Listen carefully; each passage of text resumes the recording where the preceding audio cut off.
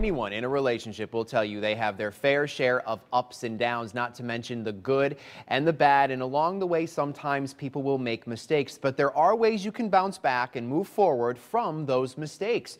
And joining us this morning is Dr. T. Charles Brantley. He's a relationship expert, and he's here to talk to us about thawing from our relationship mistakes. Thank you for being here. Thanks for having me back, my friend. How appropriate, thawing, this time of year. Yes. So before we get to the list of all of those ways people can thaw from their relationships, what are some of the biggest mistakes people make in their relationships? They put too much in it without getting the same thing back. In other words, they invest so much, it's not coming back to them.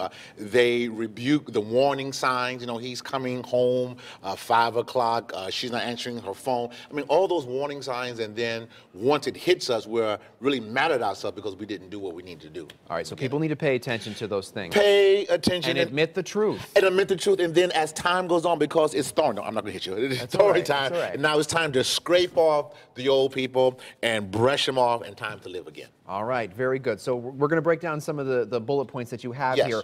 Learning to be happy without another person in your life. This is very important. Very key, because if you are so in tune with somebody that if they're not there, you're going to die, then you're going to waste your time. You're going to wither away, because then they know they have too much power over you. You got to love yourself and keep that in perspective. No matter what they do, I will love myself even if you don't love me. Because let's face it, there are people out there, they feel that they constantly need that companionship to make them feel good about themselves, but that's not the case. You have to be comfortable with yourself, and a lot of people are not comfortable in their own skin because of abuse of their past, because of past breakups. So get used to you, because they get used to you because you're there everywhere you go. Exactly. Love yourself first. The other thing, begin to focus more on yourself, which probably goes in line with that. The more you focus on yourself, the more you make yourself a better person, because a lot of times some people are enablers, and I like to pamper her, I like to pamper him, but if they're not giving it back to you, especially those who are dealing with drug addiction, you can't give if they're not able to receive what you're about to give to them. All right, very good. The other one, after being hurt, don't be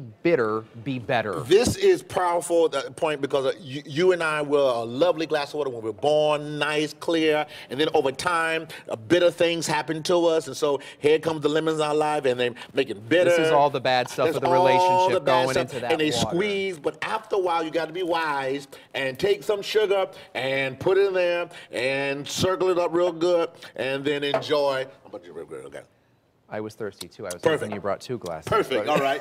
Because that's what life is. It's taking the bad things of life, putting the sweet on it, and drinking it. All right, and that was a good analogy there. Thank you very much. I appreciate that. You always have the best props. All right, so your loss was not a setback, but a set up to something better. So many times we think, oh my God, they're gone, they're not there anymore. No, it was a set. That person was really an anchor, and now that they're not there, wow, I really can enjoy myself. And a lot of times, I understand that God is really sometimes using that thing to get people out of the way so you can really enjoy yourself. I'm going to bring something up here. Please. If someone is feeling that way and they've lost somebody, they've broken up, and they feel like they can't go on, what's the point in which they should reach the threshold to say, maybe I need help because I'm not moving on from this person?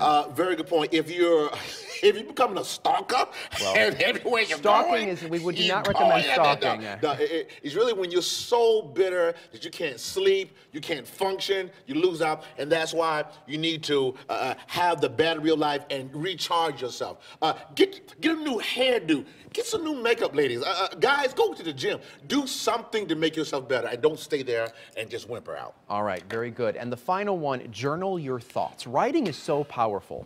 Writing, because what you're doing, you're getting those thoughts out. And if you leave those thoughts in, you become more bitter, more melancholy. But if you get those thoughts out of your system, then you're able to move to the next level in your life. Life is too short, and you should be enjoying life and be with the right person by your side. Enjoy, and hear me, if you're dating, look at my book, if you're dating already and it's hard, that's a good sign you need to jump ship, because if it's hard now in dating, it's going to be even worse when you get married. Exactly. Marriage is something everyone should take seriously.